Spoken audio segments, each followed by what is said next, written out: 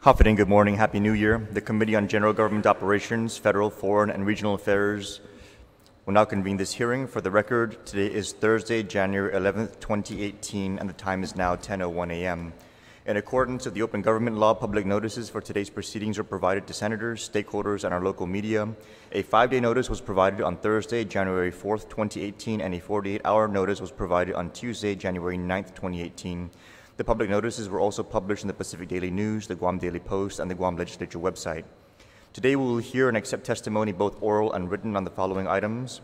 The first item on the agenda is Bill number 221-34, COR, introduced by myself, Senator Michael F. Nicolas, an act to amend Article 3 and repeal Article 4, both of Chapter 15, Title 4, Guam Code Annotated, relative to the election of members of the Guam Ethics Commission. The second item on the agenda is Resolution number 311-34 COR, also introduced by myself, Senator Michael F. Nicolas, relative to respectfully petitioning the United States Congress, pursuant to 48 U.S.C. Section 1423K, to enact legislation amending the Organic Act of Guam to include a provision of Guam Public Law 24-222 that any provision enacted and administered under the authority of the government of Guam which establishes a locally enacted tax or increases a locally enacted tax must be ratified by a majority of votes cast in a general election, with allowances for a state of emergency if so ratified by a 2/3 vote of the Guam Legislature. I'd like to take a moment to acknowledge the senators who have joined us this morning. To my immediate left is Speaker B.J. Cruz. Thank you, Speaker. To my immediate right is Vice Speaker Therese Terlahi, and to her immediate right is Senator Jim Espadon. Thank you, colleagues, for joining us here this morning.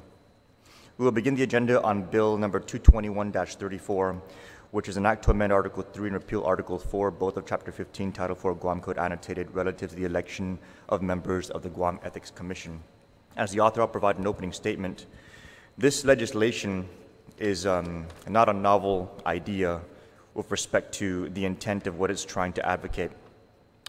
Back in the 23rd Guam Legislature, Vice Speaker Ted Nelson, the late Speaker Ben Pangilinan, and Senator Tom Atta introduced Bill number 58, which was enacted as Public Law 23-105 on July 15, 1996. 21 years ago, the Ethics Commission was established as a matter of public law. Originally, the members were appointed by the Judicial Council. However, over the course of the life of this public law, no appointments were made and no members sat, and no Ethics Commission was convened.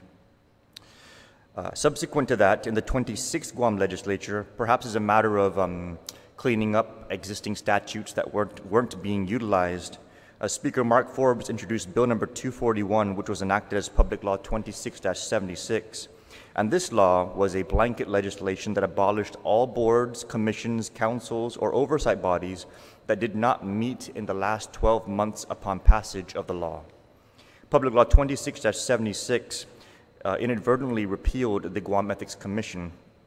And in the 27th Guam Legislature, the immediate subsequent legislature to which this commission was repealed, the late Speaker Ben Pangilinan reintroduced the measure as Bill number 382, which was then enacted as Public Law 27-141. One of the differences, however, between this public law and the previous one was rather than the Judicial Council making the appointments, it was the Magalahan Guahan that would make the appointments. However, even this public law did not result in any appointments to the commission. This commission was conceptualized 21 years ago, and over the course of over 2 decades, it never convened. No members were appointed in either scenario, and no commission to regulate the ethics of the bodies to which they were supposed to oversee ever took place. And so what we've done with this bill is we've kept the entire construct of the most recent version of this Ethics Commission as passed by the late Speaker Ben Pangilinan. And in his good work in carrying it forward and in trying to fulfill the intent of finally convening an Ethics Commission, we're seeking to create an elected body that would thereafter sit as the members of this commission, duly elected by the people of Guam. So the ethics of the individuals who are going to be overseen by this commission would be directly done by those who the people of Guam elect for that specific purpose.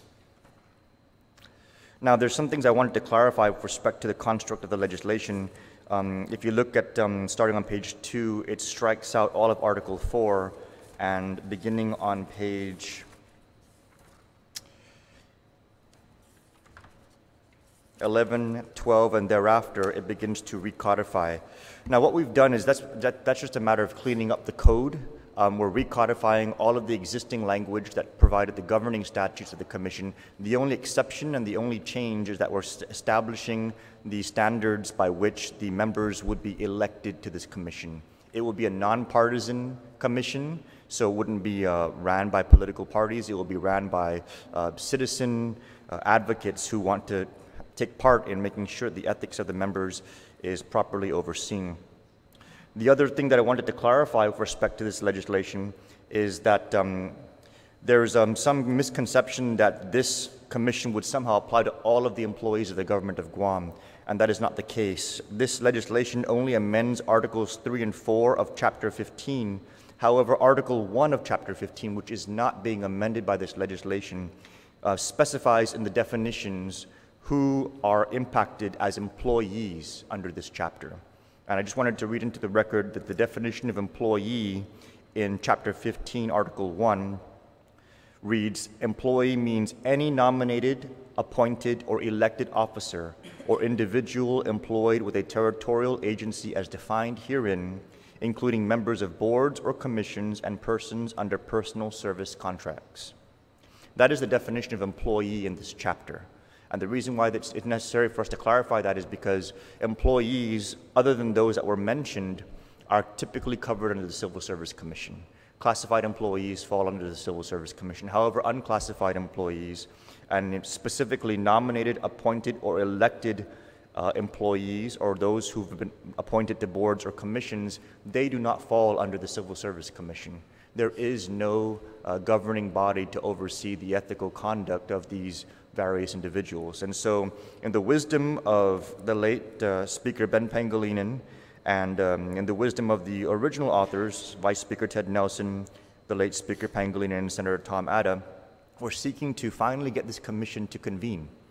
By doing it in this manner, having the members elected by the people at large, the people of Guam will be the ones to decide who's going to be watching over all of the nominated, appointed, or elected officials on boards, commissions, in this legislature, in the governor's office, all throughout this government. And I think that it would provide a healthy check and balance to have a third party elected by our people looking over the conduct of all of our officials to make sure that everything is above board and standards are being met that have already been set by our community. So I'm grateful for my colleagues joining me here this morning. We are going to be accepting testimony on Bill 221-34, and we will go ahead and proceed to those who have signed up in order of the names that are on the list here. Before we do that, I would like to acknowledge Senator Regine Biscoli for joining us this morning. Thank you, Senator. Signed up to testify on Bill 221-34, we have Mr. Ken Leon Guerrero, Mr. Sedfrey Ling Songan, Dr. Ron McNinch, and Senator Bob Klitsky. Please join us.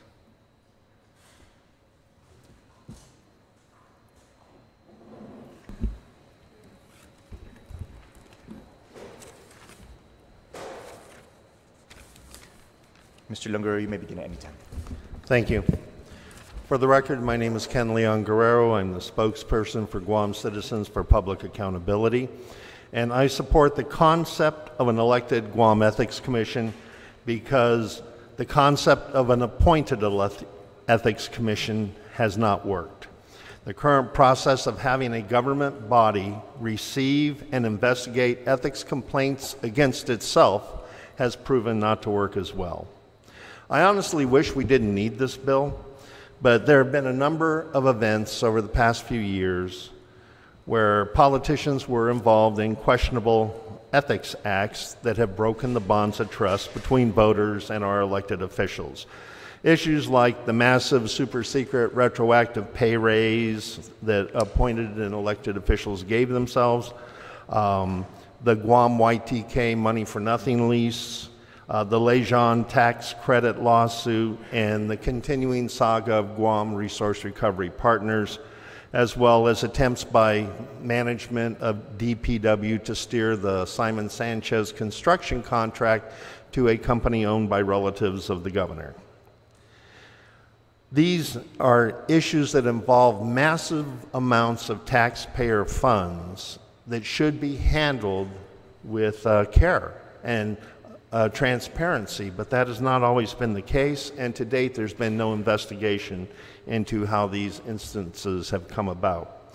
In the past, when I have tried to file ethics complaints, such as some of you may have remembered in the last legislature when I was trying to get ethics complaints filed against the Simon Sanchez contract, I ended up drafting my own legislation in an effort to try to get this body to address what nobody would address. And it is out of that sense of frustration that I and many other people feel that I believe we need to have an elected ethics commission. The best description I've ever heard of ethics is the difference between what you have the right to do and the right thing to do. Just because politicians have the right to give themselves massive retroactive pay raises doesn't mean it is the right thing to do.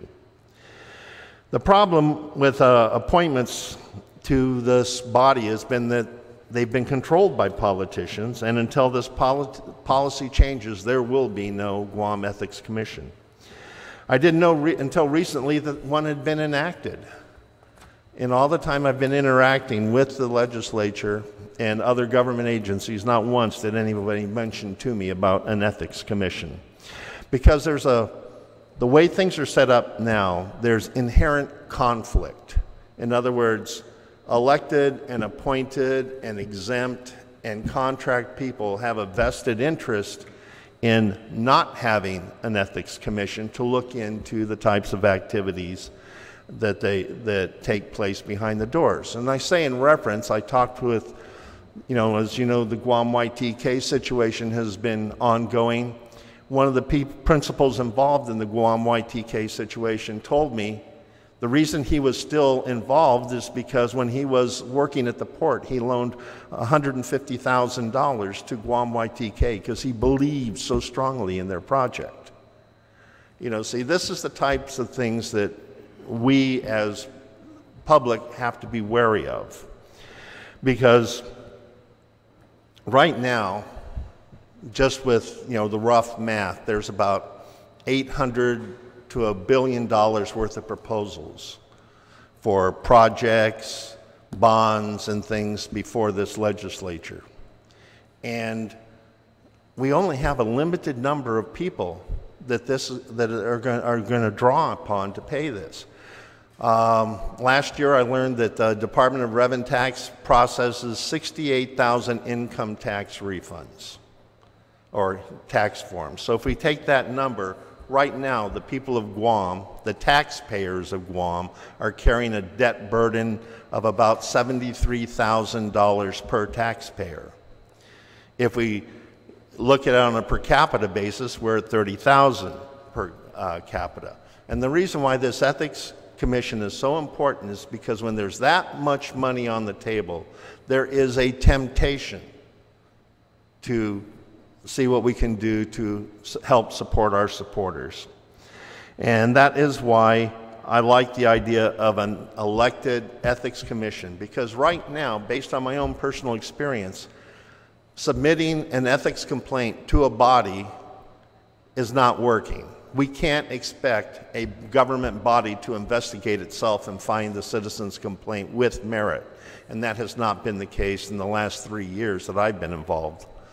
So having a point of contact where citizens can go and submit a complaint and have a government body which has the powers to investigate the complaint and then report back to the citizen whether or not the complaint has merit or not, and then take the complaint, if it does have merit, and refer it to the appropriate action agency. I think that would be a good first step with this type of a process. You see, we need to have that nonpartisan party, because if I were to file a complaint, as I did against DPW, it gets bounced back by the management of DPW. And as we've seen over the Simon Sanchez contract, every complaint filed against DPW by other people has resulted in a very expensive procurement protest process. So we're seeing the need for this type of a screening process, if for no other reason, to give citizens and other people a point of contact where a responsible party with the powers envisioned in this bill has the ability to go in, do the investigation with the tools that I, as an ordinary citizen, don't have access to, like subpoena power and FOIA or super FOIA, because just submitting a FOIA isn't always a guarantee you're going to get what you want. So if the politicians are ever going to earn back the trust of the people, passing this bill would be a good first step. Now, I'll be the first to admit it's not a perfect bill. No bill ever is. It's going to require some work. And that's why I'm hoping that the senators take this bill and apply to it the level of diligence and debate and hard work that they did to the port bill when they consider this bill, so that we have a product that will meet the needs of the citizens to have a nonpartisan, a disinterested third party, if you will, with the powers to do investigation to handle the complaints of citizens. We're halfway through the 34th legislature. We as citizens, voters, are still finding a reason to trust that our elected officials are on our side. But when it takes 2 votes and 6 months to roll back the pay raises, when all the legislation introduced to make the legislature more responsive to citizens is stalled in committee or voted down, it makes it harder for us to restore the levels of trust that we once had in our elected officials. So I encourage you to please take this bill, treat it seriously, work hard on it, and pass it. Thank you. Thank you, Mr. Leon Guerrero. Next, we have Mr. Setfri Lingsangan. Sir. Thank you, Senator Nicolas. Happy New Year to all of you. And first of all, I would like to thank you and commend this 34th Guam Legislature for your good service to the people of Guam. It was a very exciting year last year, and I believe that you all have done a good job, great job. Thank you very much. Senator San Nicolas, thank you for introducing this bill, because there will be some enlightenment and discussion to discuss this important bill. While disagree with this bill, I have to commend you for the courage to introduce this bill. Yeah, first of all, I think what the legislature should do is to define the conduct that constitute unethical action, conflict of interest, and specify the sanction of violation. Because the way I see it, it's being misinterpreted by other agency. Like for instance, in your case, Senator, the last time you were in the newspaper criticized by one agency because of your involvement with housing. I don't think that's an unethical action or conflict of interest, because you didn't use your office or influence for your personal gain.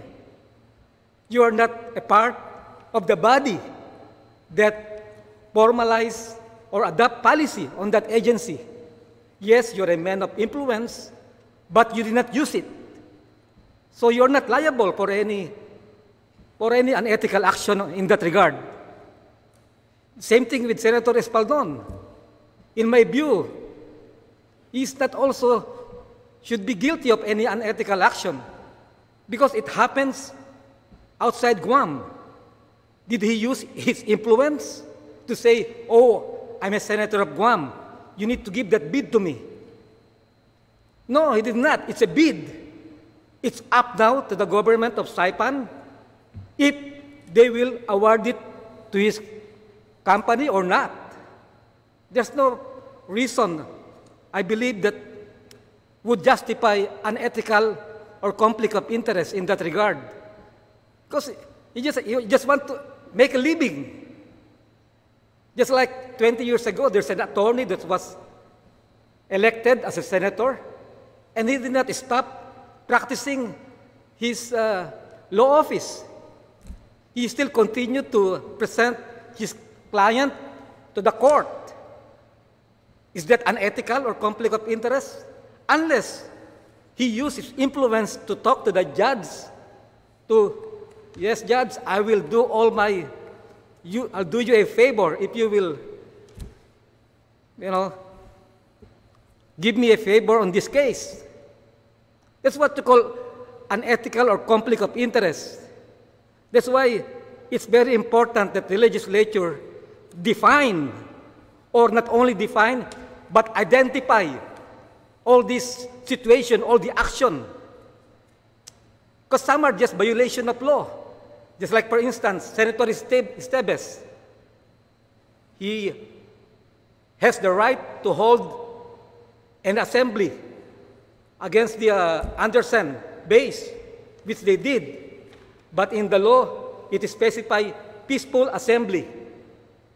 And with the way he did it, maybe there's a little bit that peaceful, but is that unethical action? I think it's violation of law. And it should be Anderson Air Force Base that has the discretion to file a case against him if they believe that he violated a law, or just ignore that because he's practicing his duty, in his opinion, is for the betterment of the island. Because if you elect ethics commission, there will be a lot of disruption, especially if they don't know what are these actions that will be considered as unethical. And then you'll be wasting a lot of energy. The mind will be polluted of every officials. Because you cannot concentrate on your duty. That's why it's very important. Because sometimes you created law because based on your opinion, it's for the betterment of the island. But the agency that are implementing it are adopting policy that is not in agreement with your intention, with the law. That's one of the fundamental reasons why there is a problem, there's a protest. Just like procurement agents official, we said, oh, it is for the best interest of the island. That's why I am awarding this to this vendor. Well, what are the criteria? There are criteria. He will say, oh, he did not meet the delivery, because we need the materials right away. But if you see the case, the request by the other agency to the procurement agency was sitting there for 3 months. So how could he make a justification that the delivery is essential when he did not work on it for 3 months, and then he will impose a delivery date that is 30 days, 60 days? You see, that's what I meant.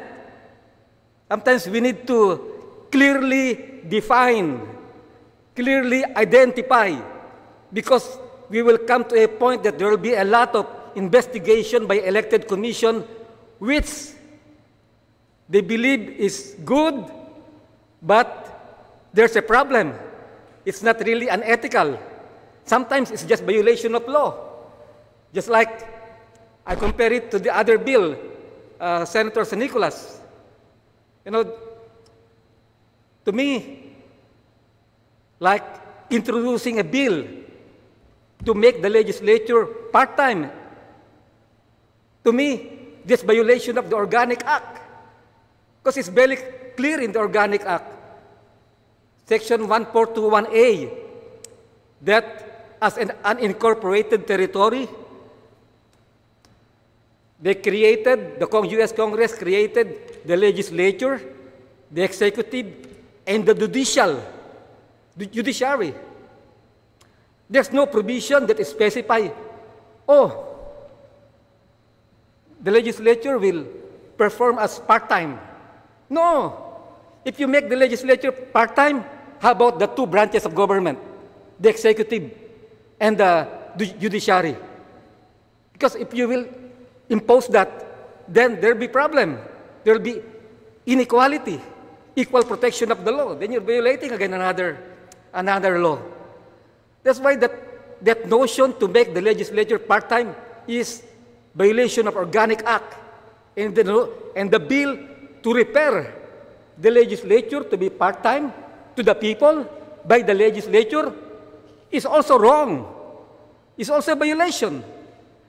Because only U.S. Congress have that authority to authorize the legislature if it's part-time or refer to the people. You don't defer or you don't refer your authority to the people because you are elected by the people. That's my opinion on that, Senator Nicolas. And it applies also to the tax issue. You are elected by the people. Therefore, whatever is your judgment, at the end of the day, you'll be judged by the people, whether they see that your vote is right or wrong. You need to stand with your authority, assert your authority. Just like what one of the senators said in the U.S., as a senator, we need to get paid like a senator, dress like a senator, act like a senator. Where can you find a senator having a salary lower than the mayor, than the vice mayor? You just downgrade your status. Only on Guam. That's why they created 3 branches of government to have equal powers, but different responsibility. And then you just downgrade your status. Even the Section 1423, the legislature shall be composed of not to exceed 21 members. In my interpretation, we should stick with 21 because there's no provision there that we have to make it 15 or 18.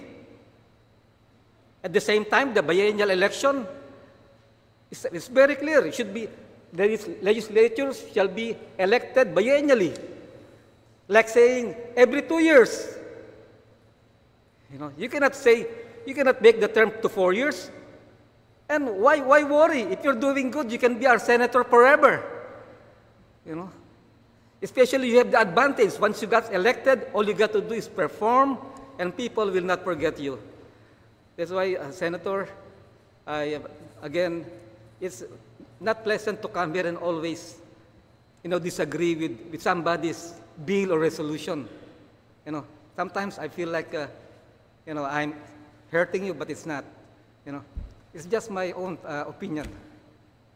Thank you. Thank you, Mr. Lingsang, and you're always welcome to testify. It's always a pleasure to have your perspective heard, as with any member of the public, sir. Thank you. Dr. Ron McNinch.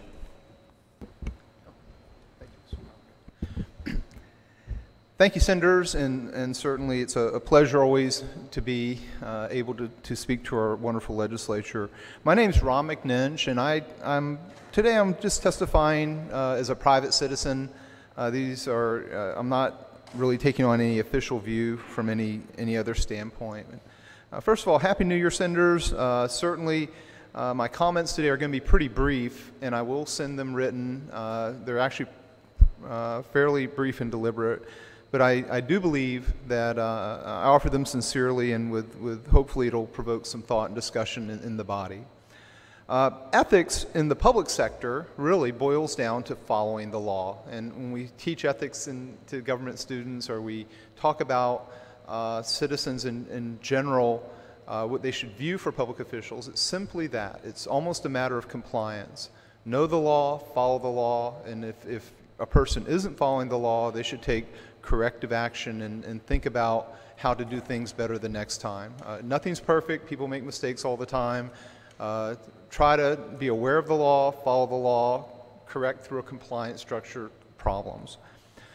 In general, and by the way, the subject of the two bills being offered today is very, very important, and they're important for the overall discussion for our community. The first point I wanted to make in general is the ethics code as it exists currently in the Guam Code needs some work. It needs some revisions. And if a commission is going to be using that touchstone, that code itself needs to be really looked at very strongly and upgraded or amended or reviewed thoroughly. That would be my first suggestion. But second, if we're talking about compliance, for example, we have an open government law. Who enforces the open government law? It takes a citizen to go to court practically to enforce the open government law. There's no enforcement function. If the open government law, even if it's blatantly violated, who enforces it? And we've had cases where the open government law is blatantly violated and nobody does anything about it. You would think, the AG would do something about it. Oh, the enforcement agent, or somebody should do something about it. But in general, technically, I have to say, we elect an ethics commission every 2 years on Guam. It's called the Guam Legislature. The Guam Legislature can review any action of any entity within the government. And when there are glaringly blatant violations, that's when the legislature can use its power of rescission, it can use its power of review and oversight.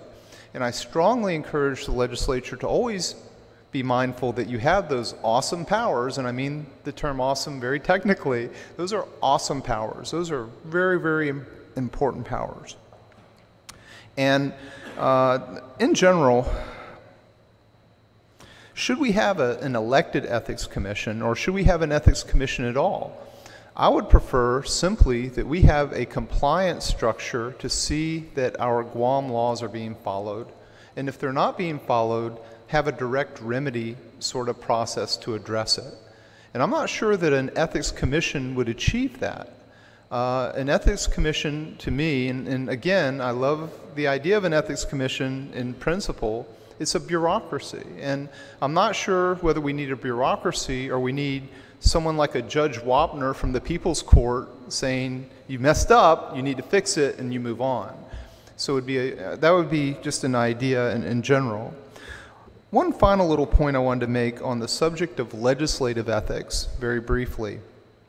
The Guam legislature says no tribunal shall review the actions of senators, that the legislature itself is the judge of its members. And so I'm not sure that a Guam Ethics Commission can really, judge the members of the legislature.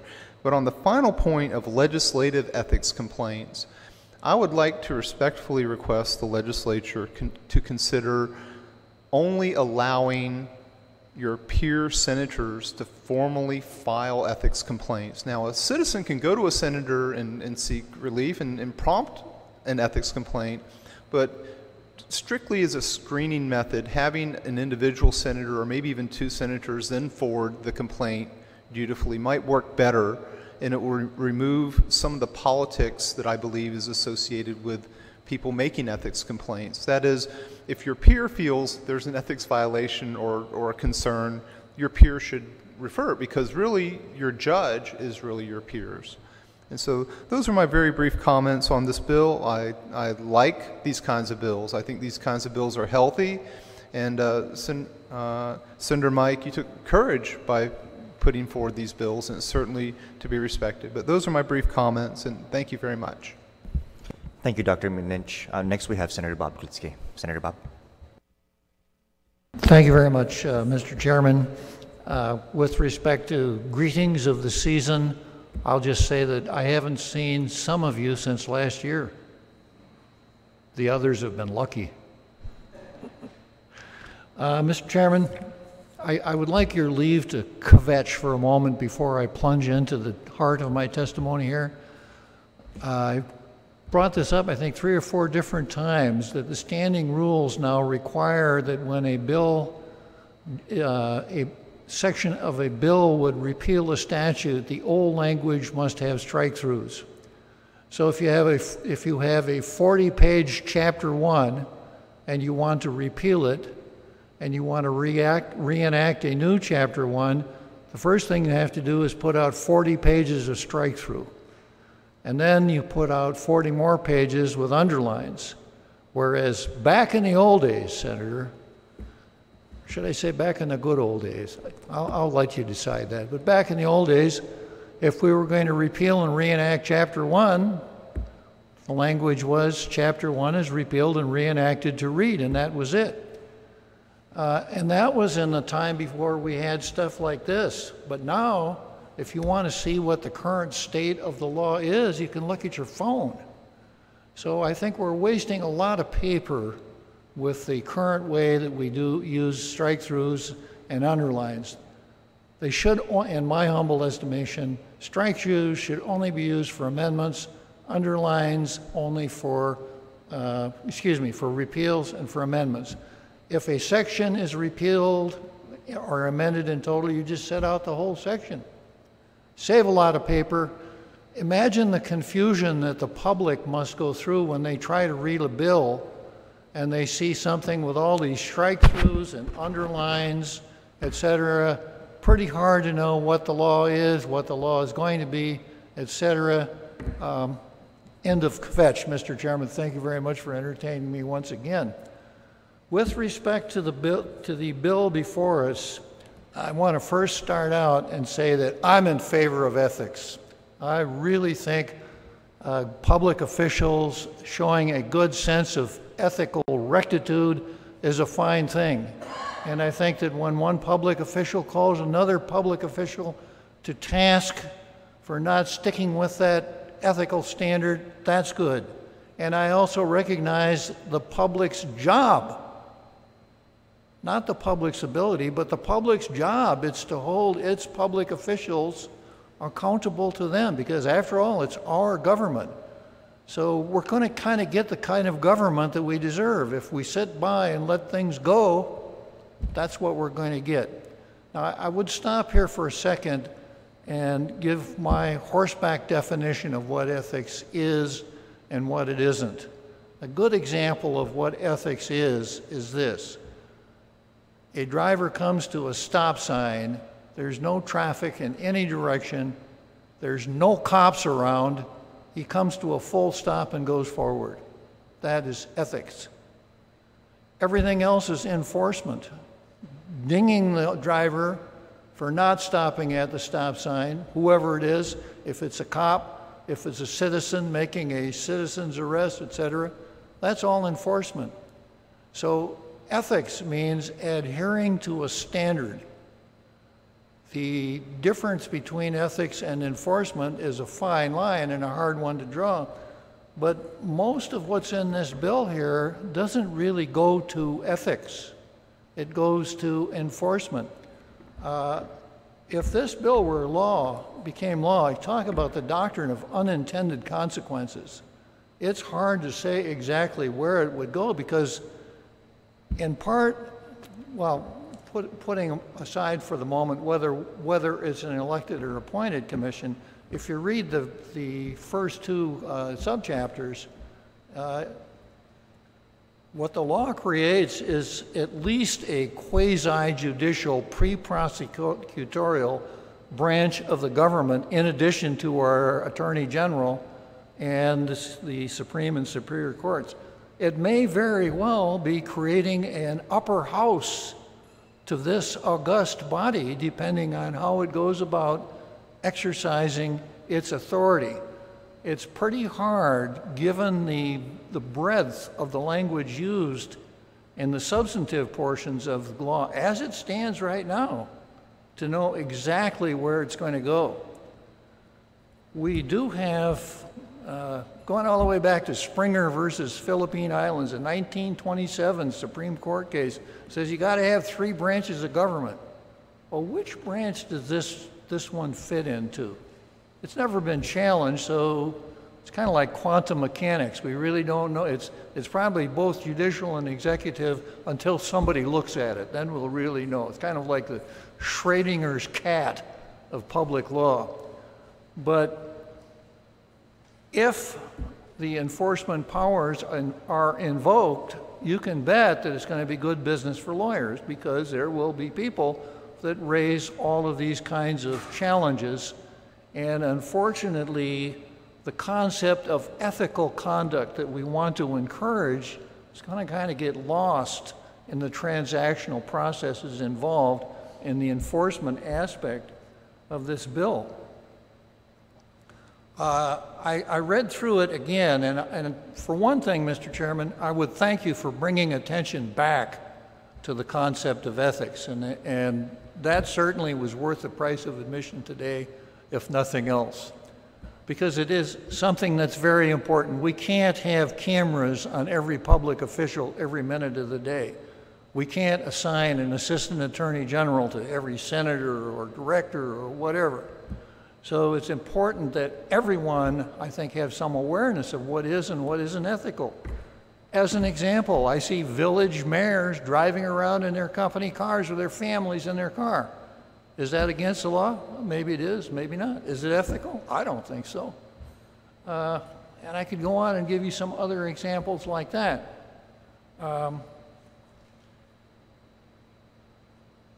If we are going to have, if we're going to really put our collective feet down on ethics, I think the first thing we need is a code that we could expect everyone to understand with a single rapid reading.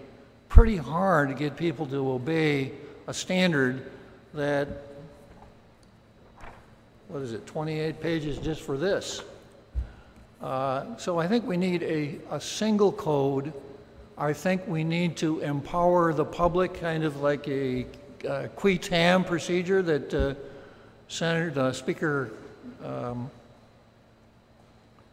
Cruz is going to be talking about tomorrow. Empower the public to keep an eye on public officials and use various forms of publicity or publicization with respect to ethics. I think is going to get us a little bit farther down the road without the complexities that we might see in this bill. Going back again to separation of powers, if you are a senator, all of the laws apply to you. You don't have a particular privilege to obey the law. You do have an immunity, though, and it's called the Speech and Debate Clause, and that is that you are immune from any sort of libel or slander suit for anything that you say, certainly on the floor of the legislature, maybe a little bit beyond. However, if you're out there running that stop sign, the fact that you're a senator doesn't protect you from a police officer writing you a ticket. But still, I think we're walking on thin ice when we start allowing anybody who's not in the legislature to have an effect on who gets to serve in the legislature and what that person can and cannot do in the legislature. I've heard the word perfect several times this morning, and I'm glad, because it's not even in my vocabulary. So it's interesting when I hear other people say it, because I'm such a stranger to it. We're looking for things that work. We're looking for things that get good results. We're looking for things that tend to reduce what we think is harmful conduct. And the better we do that, I think the happier all of us will be. I don't think establishing another branch of government to discipline senators is going to do any of the things that at least I'd like to see. Just one more thing, Mr. Chairman, and that is that when I started reading the current law, I didn't get very far. I got to the first section of Article 2, Specified Standards, which is where I'd like to see that code. And 15201 gifts, no employee shall solicit, accept, receive, etc., any gift, etc., etc., etc., in excess of $200. So if you're a public official, you can accept a gift from someone for $200. Now, I don't know if this is going on or not, but I hope not. I hope that now that we've outsourced marriage, I hope that people aren't giving senators, well, here's 20 or here's 100 or here's, because if you look at the current law, if you look at Section 9 GCA 4930, receiving and giving bribes, And 4960, giving gratuities for past services. A person is guilty of a misdemeanor if he offers, confers upon, or agrees to confer upon a public service servant any pecuniary benefit for having performed an official function in a manner favorable to him or having violated his duty. So we have a conflict right there, and I don't know how many other conflicts we would run into, but I don't feel really comfortable if we have and it's on the books now, it is the law. I don't feel really comfortable with a $200 ceiling, maybe $2. I might even go as far as 20, but not 200. So, in short, Mr. Chairman, the only other time that this matter came to my attention was a little earlier last year when the Director of Land Management, Michael Bora, violated the open government law and was fined $1,000, which was paid into the ethics fund. So, if nothing else, the ethics fund has got $1,000 in it. Thank you very much, Mr. Chairman. Thank you, Senator Klitzky. Before I provide my closing statements on this measure, do any of my colleagues have any questions for this panel? Thank you all for your testimony. I just had one question for Dr. McNinch. The idea that in the legislature, I know it's not exactly related to this bill, but that ethics complaints should only be filed by peers. I guess what is wrong with the current process? What is it that you're trying to prevent, I guess? Yes. Thank you, Senator. I believe that if a citizen has a complaint against a legislator or any other person, then they should refer it to a senator who can then process it. Many jurisdictions in the United States use this method just as a screening method. Right now, anyone, anywhere in the world can write a letter, an email to any of you making a formal ethics complaint against a senator for any reason. And I think that there needs to be some reasonable boundaries to that kind of behavior. And if we check the ethics codes of many state legislatures, that's the method they use, a kind of internal screening process. Because really, legislative ethics is really about the tolerance of your peers for your behavior, is really what legislative ethics is, because the judge of legislators are your peer legislators. And there's nothing preventing any citizen from making allegations. It's just the filing of the formal process should be, in my view, better served by having a peer do it. It is common practice in many other jurisdictions. Thank you. Senator Lee.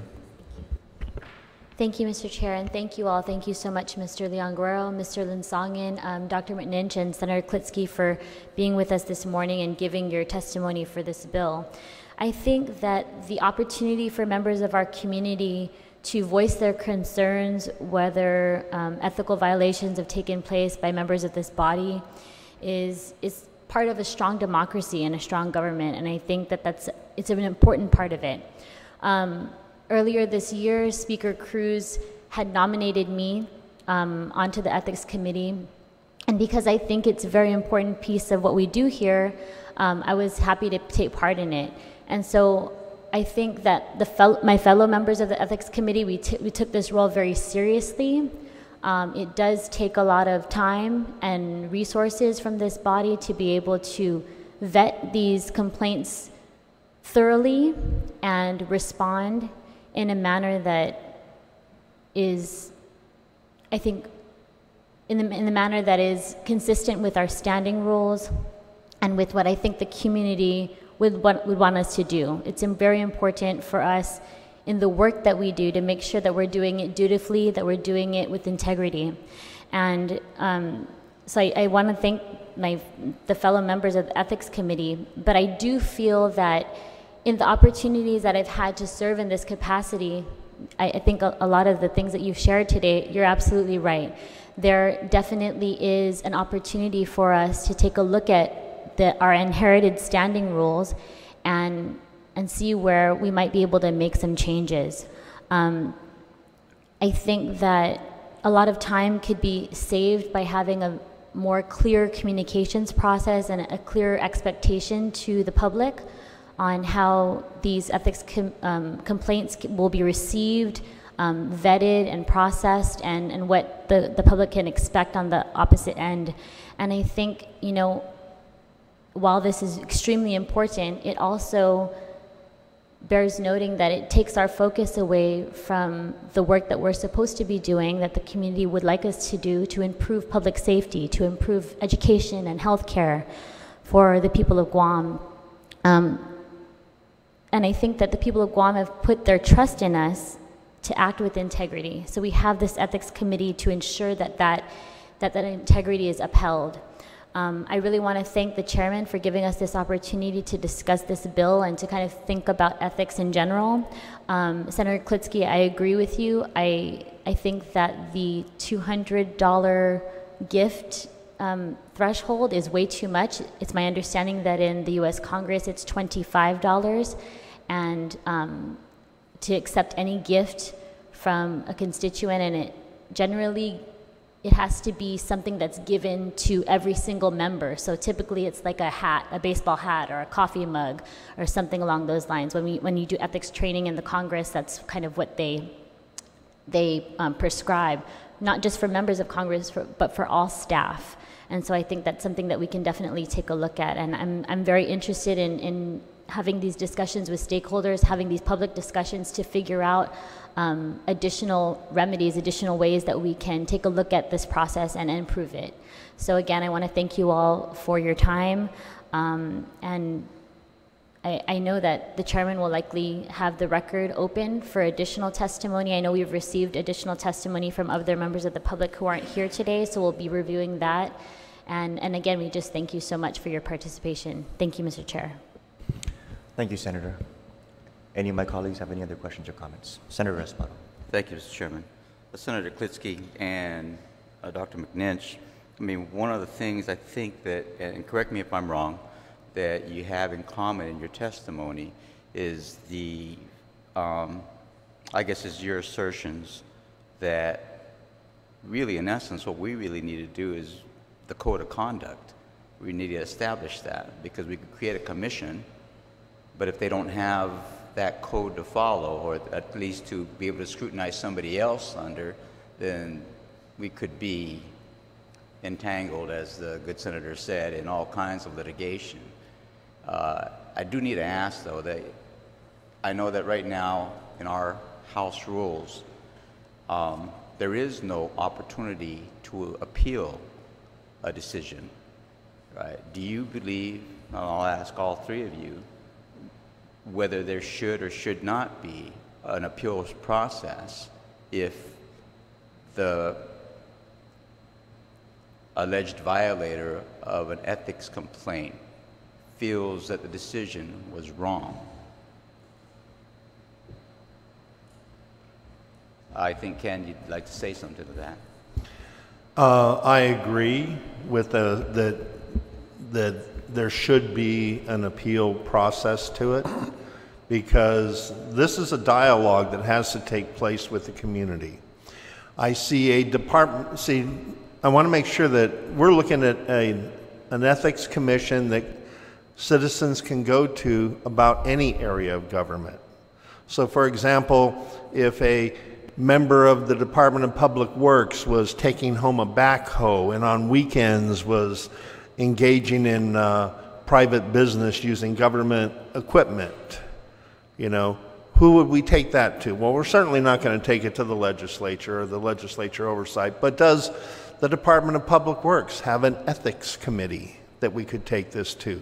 Because in the past, when complaints of this type of nature have been taken to line agencies and autonomous agencies, to the best of my knowledge, 99% of them have been found without merit. So there's no lessons learned.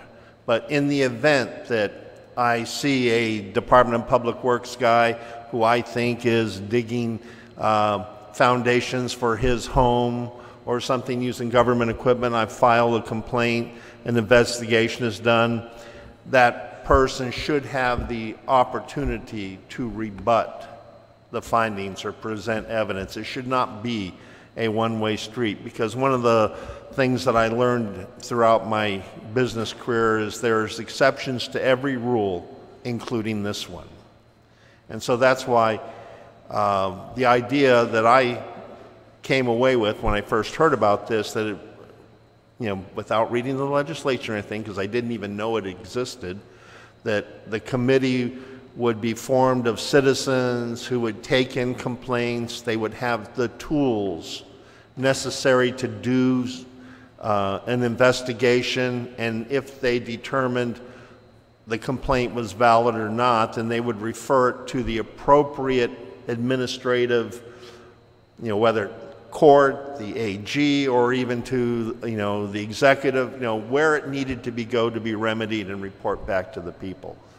That was the vision I had for it, and so what I hope to see is somewhere between the 24 pages and that vision, something comes along, but certainly there should be an appeal process to that, because I'm just the cases that I cited in my testimony, such as a member of the administration giving a vendor loaning a vendor $150,000.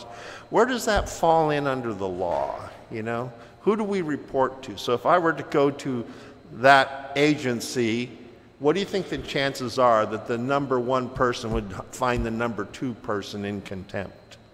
You see, that's where the ambiguity comes in. That's where that broken trust with the public has been magnified over the years by incidents like that. Another example would be, if a teacher,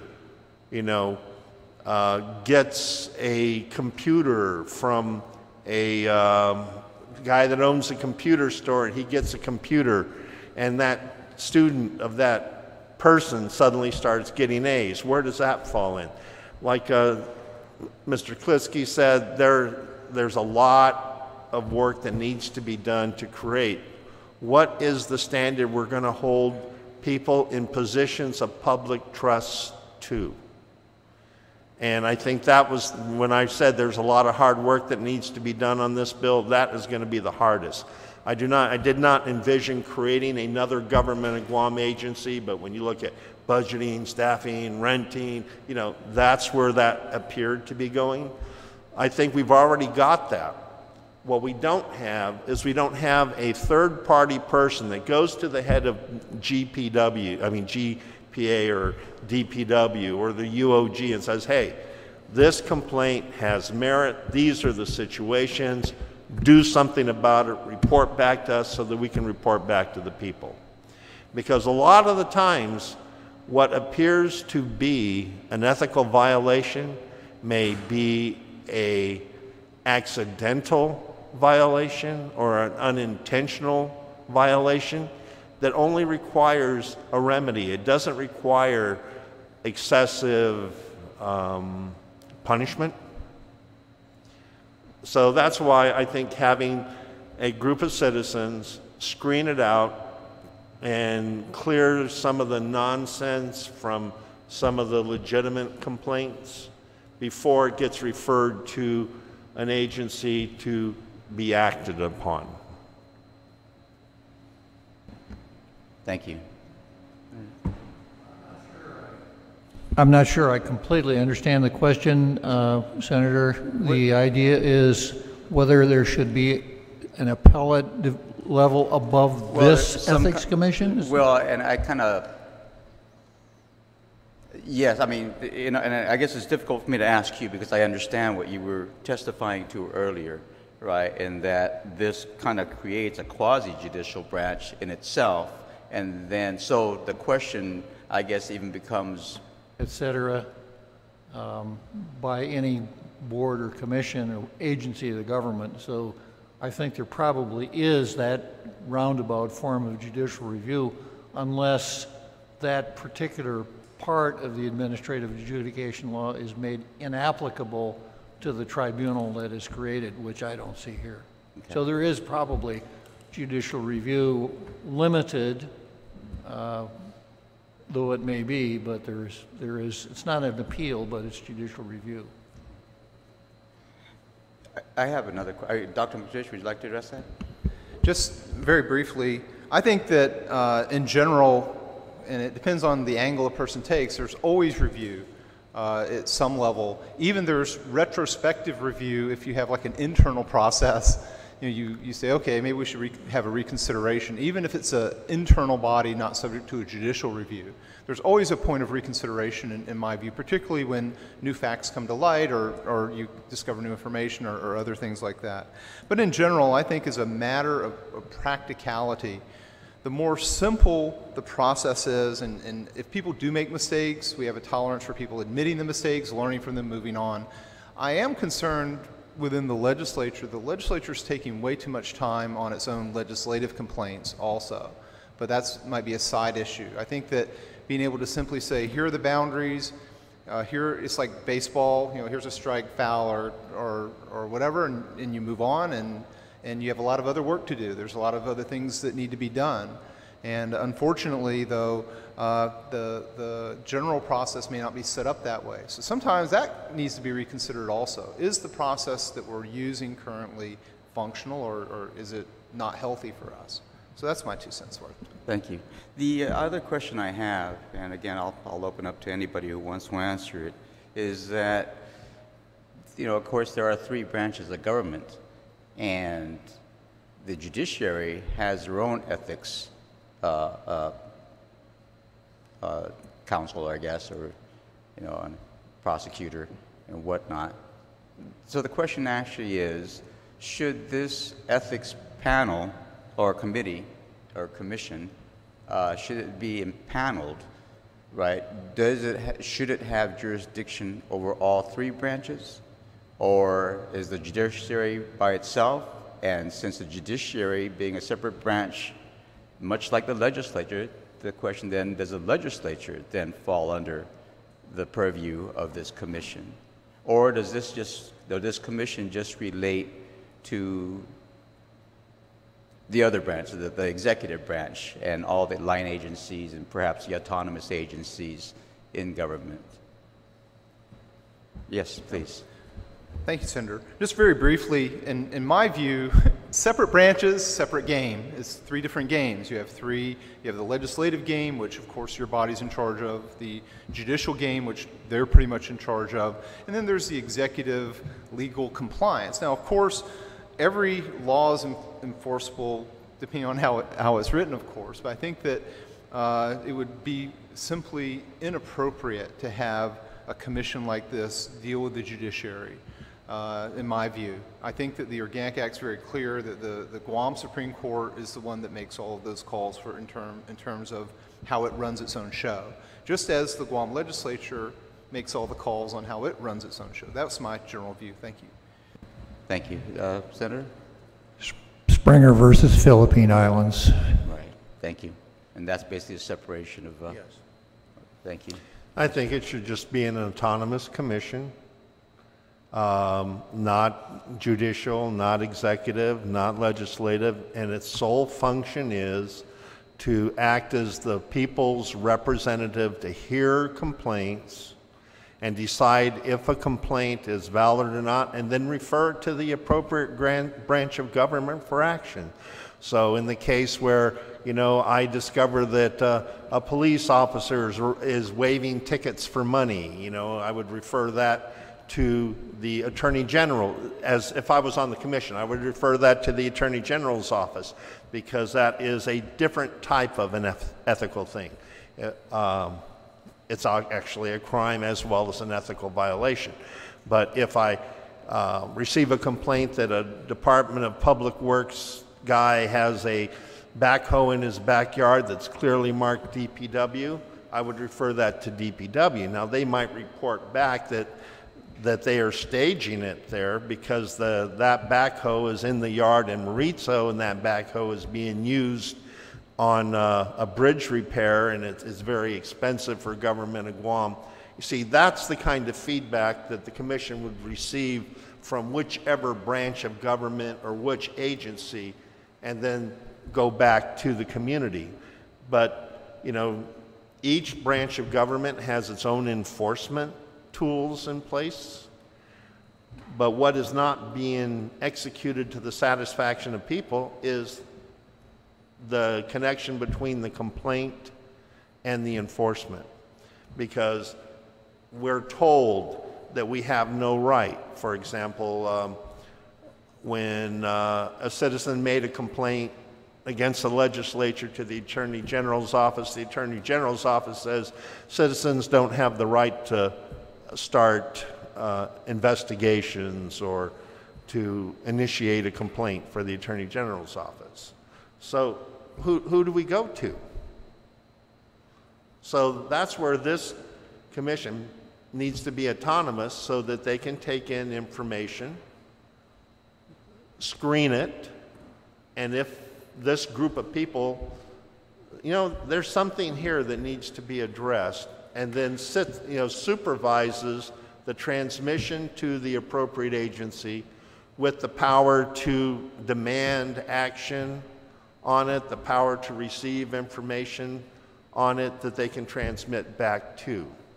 I'll use my own experience when I was trying to get a cap on the Simon Sanchez legislation. I couldn't get anybody to act on that. You know, so that's where the frustration comes in at the citizen level, because if we see something, not only do we not get any action, but we don't get any information as well. So my short answer, it should be autonomous so that it can receive complaints from everybody, but it should not be it doesn't have any executing power. In other words, it is not going to go out and prosecute. It's just going to merely transmit and hold that agency responsible for reporting back to the disposition of this complaint. All right, but that leads then to your comment at the very beginning that there's still a lot of work to do. Yeah, I think it's an excellent idea. I think that it adds that layer of public responsibility, because right now, when I talk with people about things, they come up to me and they tell me, oh, you know, you should be doing this, you should be doing this. I say, well, that's a great idea. Why don't you do it? Oh, I can't. Why not? Well, I don't know how. Who would I go to? Who do I talk to? You know, so having that autonomous person actually represent, that autonomous group represent the public interest, I think is a good tool. In other words, here we have the executive branch, the legislative branch, the judicial branch. They have their sandboxes, they have their rules, they have their codes of conduct and everything like that. But that's not apparent to the public. I imagine that 90% of the stuff that probably would get brought to the commission would probably be handled by the commission and referred back as, you know, there's a logical reason why that happened. Thank you. Thank you, Mr. Chairman. Thank you, Senator Espadon, and I'd like to thank the members of the public for their testimony today. I wanted to clarify several points. The first is that this isn't a new bill. I'm not creating an ethics commission for the benefit of the community. This is an existing public law. And right now, the members are supposed to be appointed by the governor of Guam. Bill 221-34 simply changes that from being an appointment to being an elected position. But all of the other provisions that were discussed today are already existing law. The $200 limit, that's existing law. And so the intent of Bill 221-34 was really to figure out, are we going to stand up this commission or not?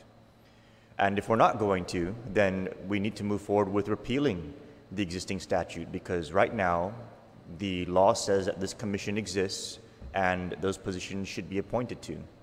So I guess the first question I wanted to proffer would be to the panel, is the advisement then for us to introduce legislation to repeal Chapter 15? I think you should go ahead and pass it and stand it up, appoint citizens to it, and see how it works. Because the worst thing that could happen is it doesn't work and we could kill it, but what if it actually worked, and in the process of standing up the commission, we find out what things need to be changed in the commission itself, in the processes and stuff, because this bill is not perfect.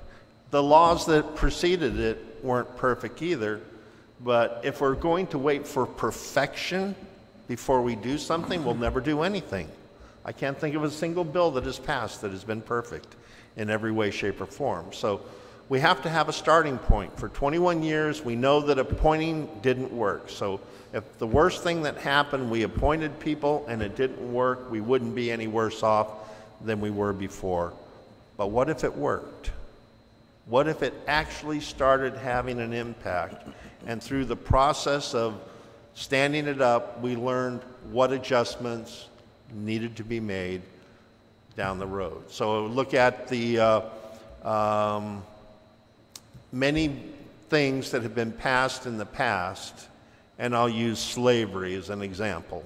You know, that over time has evolved. You know, so what's to say if we pass this, we staff it, it won't evolve? I hope it will evolve. But we have to have a starting place, and a good place is, let's put 7 people in there and see what happens. Senator Clixey. Excuse me. I think a doctor would say that one of the fundamental ethical principles of his profession is, first of all, do no harm. I don't think that we want to be in a position where we do something as radical as resurrect this corpse, which has been, or this zombie, which has been stumbling around for 23 years but hasn't had any power because it hasn't had any members. When we take a good look at it, I don't think this is a good place to experiment. Mr. Chairman, if you were of a mind to move forward on this, I would suggest that perhaps some public discussion of where we want to go with ethical considerations and perhaps a bill that's more workable. There probably are good reasons why no one has been appointed to this Ethics Commission for 23 years. 1, maybe nobody wants to do it. 2, maybe governors weren't able to find anyone who was suitable to serve. Just looked up an old Latin maxim that I kind of like. Quis custodiet ipsos custodes. Who's going to watch the watchers? If you create this commission with all of the power that is in current law, will these people be of the standard of purity that we'd all like to see, or will they be folks just like all the rest of us? And are we doing anything salutary, or are we engaging in a misconception that if we don't like the way some of our government functions, or if we don't like the way all of our government functions, we'll create another government agency to fix it? I don't think that's going to work very well. So I think, Mr. Chairman, there's been a lot of pretty interesting discussion here. And once again, I applaud you for shining a light in this dark place. I think we really do need to think about ethics for our public officials and the role of citizens in enforcing or at least acknowledging those ethical standards. So I would hope that this is a really good start. And I've seen some of your work before. I was a big fan of the San Nicolas posse, if you'll recall that. So perhaps this is something that, you know, something that could become a really important legislative initiative on your part. Thank you, Mr. Speaker, Mr. Chairman. Thank you, Senator Klitsky. Dr. McNinch. Just a really brief comment, and as you mentioned, this is a kind of inherited bill. This is a very, very old bill. It's not your bill. You're just looking to fix it or tweak it. Well, a lot of times when senators pass bills, the laws or the bills kind of become like their babies. You know, you feel like they're your baby, it's your baby. Well, I think this one's Rosemary's baby, okay? I mean, this got to be really blunt. This is probably there are better ways to do and achieve the purposes that I think is the intended. There's great intentions, absolutely, no question. I think a legislative scrutiny system in terms of when the legislature becomes aware of violations and they're blatant, they're not corrected, or they're referred, and having a strong, you want to keep your budget or not, or have a strong oversight process that directly deals with things up front might work a little bit better. But I do agree also with Senator Klitsky's comments that this is an important topic. This is a great idea that needs more discussion. I think that those discussions will lead to some neat things coming out of this process. Thank you. Thank you both. I don't mean to press, but I just really need a clear answer because this is existing law. Do you or do you not think that we should repeal Chapter 15, which is the existing law that we're talking about here today? If I could just get it on the record, please. Dr. McNinch. Yes, it should be repealed. And it doesn't prevent you from putting in a better law later on. So, thank you. Senator Klitsky, if you can turn on your microphone, please, sir. Yes. Okay. Thank you both very much for your testimony. And it's very good that we're having this discussion, especially the different views that we have here today. We've had quite an ethical journey over the course of this term. Part of the reason why we looked at this legislation was because when you look at existing law and you see things already in place that are supposed to be handling these kind of issues, the question arises, why aren't they being handled the way the law prescribes them to be handled? And we discussed how in the past this was first initiated in 1996, 21 years ago. It was repealed by a blanket measure that basically repealed all boards and commissions that were inactive. And then it was the very next legislature later reenacted as public law by the late Speaker Pangilinan. And all of the language is the original language that was passed by Speaker Pangilinan's law, with the exception of what we're changing in Bill 221, which would make the board elected. One of the reasons why I purposely did not go in and amend things like the $200 limit in Article 2 is because then it becomes a question of, is a single senator or is a single body trying to impose its own ethical standards on the community at large? I was of the mind that if we were to stand up this commission with an elected body, that elected body can, through the administrative adjudication law, begin ironing out what should or should not be the ethical standards that are to be followed. Just to clarify what is an existing law right now, is not only does this commission exist and it's supposed to be appointed by the governor, but in Section 2, which spells out the items that this commission is supposed to oversee, it says specified standards. This commission is supposed to oversee gifts, the reporting of gifts, confidential information, fair treatment, conflicts of interest, contracts voidable, requirements of disclosure, disclosure files and disposition, restrictions on post-employment, and violations. And just as an example, because there was testimony earlier that there's no specificity in the bill, it's actually specified in the existing chapter in a different article. So for example, on well, it's actually very long. On the reporting of gifts, it's multiple paragraphs, spells out every employee shall file a gifts disclosure. It refers to spouses. It refers to what the gift limits are. It refers to the description of gifts. So the law, there was a lot of work put into the existing statute that's in place. I guess now we've come to a crossroads where are we going to stand up this commission with an elected body, or are we going to sunset this commission with a repeal? And I appreciate the testimony of individuals that a repeal should be considered, because the reality is that from a political point of view, if you introduce legislation to repeal an ethics commission, that does not go over well at all with the public. I mean, realistically speaking. And so if we're going to reconstruct this, we first need to acknowledge the fact that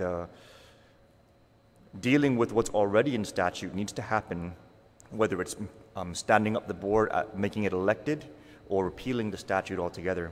And then from there, having the discussion as to what exactly we're going to construct in terms of providing some form of ombudsman where the public can go through to get relief for their grievances if they feel like they're not able to do so directly with the agencies or the entities that they feel aggrieved by.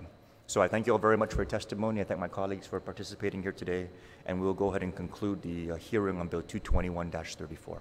Thank you very much. Next on the agenda, we have Resolution 311-34. If I could request the sign-in sheet for Resolution 311. I have it right here. Thank you very much. Signed in to testify, we have Mr. Ken Leon Guerrero, Mr. Sedfrey Lingsongan, Dr. Ron McNinch, Senator Bob Klitsky, and I believe this is Mr. Kin Perez, your signature. Mr. Kin Perez, who's also submitted written testimony. As the author of Resolution 311-34, I'll go ahead and provide the opening statement.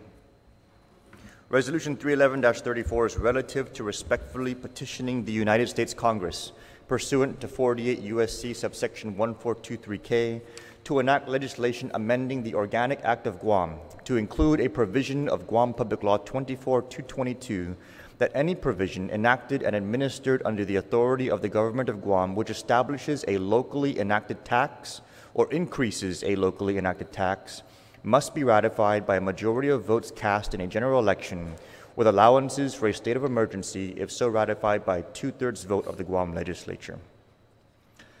Just to paraphrase that, this resolution is seeking to amend the Organic Act so that no local taxes can be increased unless the people of Guam ratify the tax increase.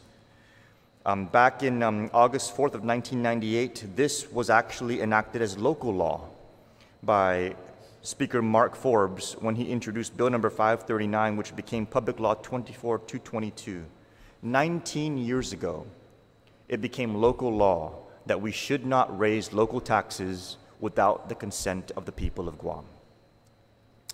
Just recently, the local gasoline taxes were increased, and that has played a part in the recent near 5% increase in gasoline prices that has just occurred with the inclusion of oil prices and other such factors. When we have local law in place that empowers our people, I'm of the mind that we should respect that power that was granted onto the people. And by putting this provision in the Organic Act, it would ensure that we are not able to bypass that provision.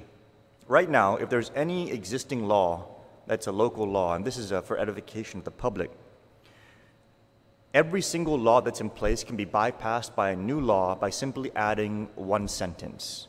And if you simply add the words, notwithstanding any other provision of law, that one sentence, you're basically writing into a bill that it's going to override all preceding laws no matter what limitations they have in place. The only law that cannot be overridden is the Organic Act. It is the only law on the island that cannot be overridden by that one sentence. And the Organic Act is the governing document of Guam that was put to the people by the U.S. Congress in 1950. There are a variety of school of thoughts with respect to what working with the Organic Act implies. And I need to go through a brief travel through time. Back in the late 70s, the people of Guam and the leaders of the island considered the drafting of a Guam constitution. And this constitution would have replaced the Organic Act.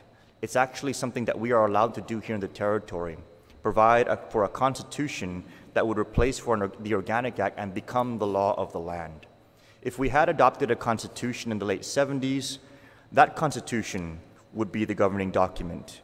And so no single sentence in any public law would be able to supersede that constitution. You would not be able to write notwithstanding any other provision of law if that bill was in contravention to what was in the constitution that was established.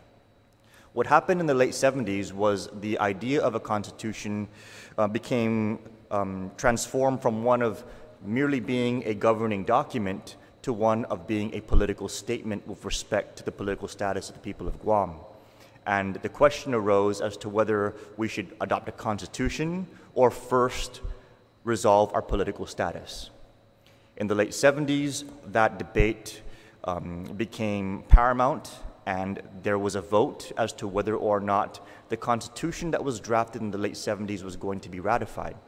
The people of Guam, by an overwhelming majority, chose not to ratify the constitution. And at that point in time, 40 years ago, this island was set on a course to keep the Organic Act as its governing document and pursue first the issue of self-determination. Here we are 40 years later.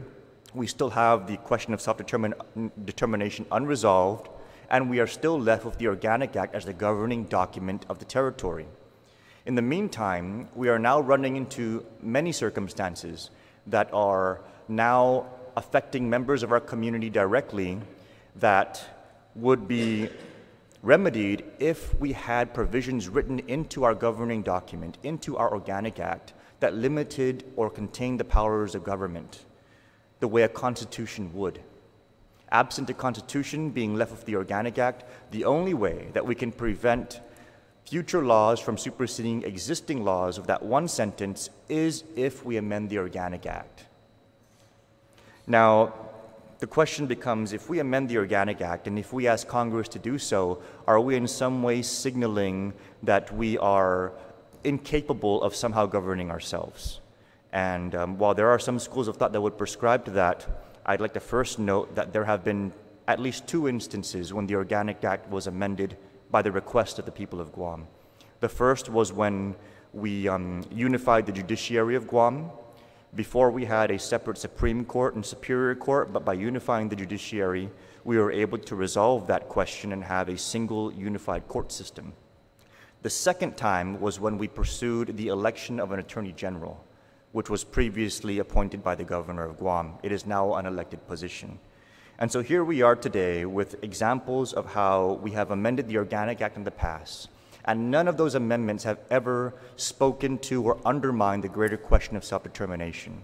And so moving forward, the question becomes, are there other amendments that we can place within the Organic Act to further empower the people of Guam to be able to exercise the rights that their own local laws extended to them, such as Public Law 24-222, passed by Speaker Forbes in the 24th Guam Legislature, a power that was given to the people for them to be able to decide whether or not a local tax increase was justifiable.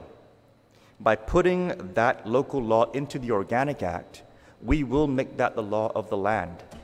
No tax increases at the local level can happen unless the people of Guam ratify the tax increase.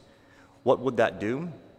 It would require that not only this government to be fully accountable for every dollar that it's spending so that the people of Guam are confident that the increase is justified, it would further require that as these increases be presented, that the people of Guam are satisfied that they are in fact necessary. We have several issues before our people that are glaring issues that create a lot of debate within our community. Do we raise taxes in order to fix these issues, or do we correct our spending problems within this government in order to fix those issues? And while politicians are the ones who are ultimately making that decision and overriding this public law with the notwithstanding provision in the bill, in the end, the people of Guam are not being afforded the opportunity to decide whether or not they want to ratify that decision. And not including the people of Guam in the ratification of that decision is resulting in my opinion at least, the inability of this government to fix its spending issues. By putting this provision in the Organic Act, requiring that the people of Guam be afforded the opportunity to ratify any local tax increase, it will thereafter require this government to be more responsible with the way it spends the people's money, more accountable to the public with respect to the existing dollars that are committed for the purposes that they are intended, and it would require that this government make a strong and convincing case that any tax increase is necessary so that the people of Guam thereafter vote for it. There's been some discussion, I've heard that some people believe that no one will ever vote for a tax increase. I'm of a different mind. I think that if we demonstrate to our people that we are responsible with their money, and if we further demonstrate the merits of a tax increase for the benefit of the community, and the trust is there that money is going to be used for its intended purposes, I believe the people will ratify such things. I believe that the reason why they don't during these days is because we just haven't gotten to that point yet. But by putting this into the Organic Act, it will require us to get to that point. And for me, that is something very much worthwhile. It's worth putting into our Organic Act similar to the worthwhile efforts to unify our judiciary and the worthwhile efforts to elect our Attorney General. I don't think that it would adversely speak to our quest for self-determination. I think that it's a necessary step given the fact that we've rejected the process of adopting a constitution as a governing document. We are left with the Organic Act. It is our governing document. It is the only way that we can create a law of the land that cannot be bypassed by one simple sentence in a bill. And so I'm hoping that we can have a very constructive discussion about the merits of Resolution 311, and I look forward to testimony from the public. Thank you very much for being present here today. First to sign up for Resolution 311-34 is Mr. Ken Leon Guerrero. Thank you very much. We're all familiar with the situation regarding Puerto Rico, where the government of Puerto Rico, due to declining tax base, issued a series of bonds to continue operations rather than adjust government operations to live within its means. I take you back to the 33rd Legislature in Bill 340, where the government of Guam borrowed $45 million to pay $20 million worth of accounts receivable for Guam Memorial Hospital. We have expended the full $45 million, and now the taxpayers on Guam are going to be paying somewhere in the neighborhood of $75 to $80 million to repay the money borrowed to pay $20 million that were due vendors. Now, at the time that happened, I presented to senators a list of decisions that the senators and the administration made that were about $23 million worth of bad decisions, like $3.5 million for pickup trucks for the mayors for the exclusive purpose of picking up and delivering recycling, and the $3 million for the one-time use concrete huts for the FESPAC, and a number of other things. Those are examples of bad decisions that were perpetuated and will continue to be perpetuated as long as the government can make up shortfall by issuing bonds or raising taxes. And that's a bad thing because we have a small population. We have 162,000 people. We have 68,000 people or organizations that pay taxes. So any dramatic increase in taxes is going to be adversely or asymmetrically felt by the population because we have a population that is a low-wage service population for the most part. So any increase in taxes is going to be borne by them. So I support this resolution because, like the senator, I agree that if there is a tax and it goes to the vote for a public and it's for a worthwhile cause, I am very confident the people will support it. But if we were to ask the citizens of Puerto Rico now, if you had a chance to vote on all those bond bills that were issued to cover revenue shortfalls of the government, would you have supported those? I think the majority of those people would say no. And I just used Bill 340 as an example. There were other bills as well, but that is the poster child of a poor use of government debt. And now we're sitting here with over $1 billion of potential bonds or borrowings to be issued. And I go specifically to the Tran loan. If we couldn't afford to pay tax refunds out of over-collection, how are we going to repay $75 million less fees and interest and pay next year's collections? We're not going to. We're going to turn it into a general obligation bond. So there's another $75 million that we're going to end up borrowing. And so without this amendment to the Organic Act, I fear that our politicians, maybe not specifically you three, but the other 12 politicians who aren't here might take the easy path to borrow their way out of trouble, because here we were at election time, going back to 2015, 2016.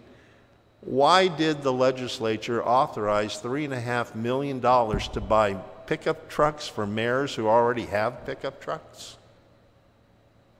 You know, it's things like that that break the trust between the people and our elected officials. You're handling our money. Now, if we had a choice of spending $3.5 million to buy pickup trucks for mayors, or spending $3.5 million to complete 50% of the work needed to be done on the labor and delivery room without borrowing money, I think the majority of the population would have preferred that we took the $3.5 million for the mayors, the $3.4 million for the one-time use concrete huts at the Chamorro Village, and use that to do all the renovations required to the labor and delivery room without having to go to Bank of Guam and borrow money. So that's why I like the idea that there is, and I like the idea that we have that $25 million limit, because it does give policymakers some flexibility to do things. But big things like raising the business privilege tax are going to have an adverse effect on a lot of people, because you're going to be raising the tax on the people that that use the most of their disposable income for day-to-day living.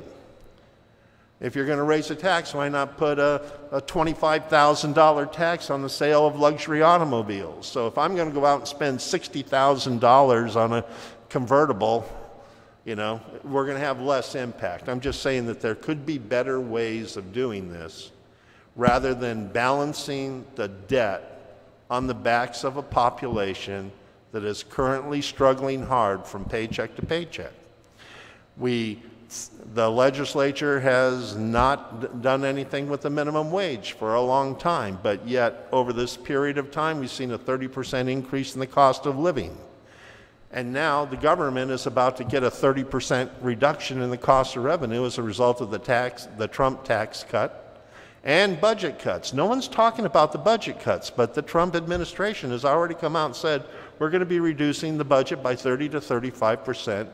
And as a result of the passage of the Tax Act, we may be reducing it more if collections do not meet our expectation. How much of government of Guam is funded by matching federal funds and grants? Where is that money going to come from when it stops next year?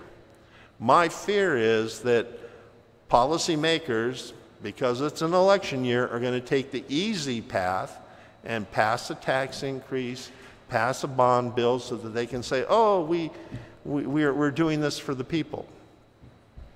What we're doing is we're perpetuating years of kicking the can down the road and not making the hard decisions we should have made to live within our income. And that's why I like the resolution. I have no hope whatsoever it's going to pass, because senators will probably feel that it cuts into our ability to maneuver and address critical issues. But you have to remember, all that maneuvering and addressing those critical issues is coming out of somebody's pocket. And that's what we need to be respectful of. We have a population that's struggling. Let's not make it harder for them than it already is, because we have next to nothing in the way of economic development on this island. We are not bringing new industries. We're not bringing higher paid industries to this island. All we're doing is expanding the service sector. And my friends who are working in the service sector right now are struggling. We increase the taxes, they're going to struggle more. We increase the fuel taxes, they're already beginning to feel it right now.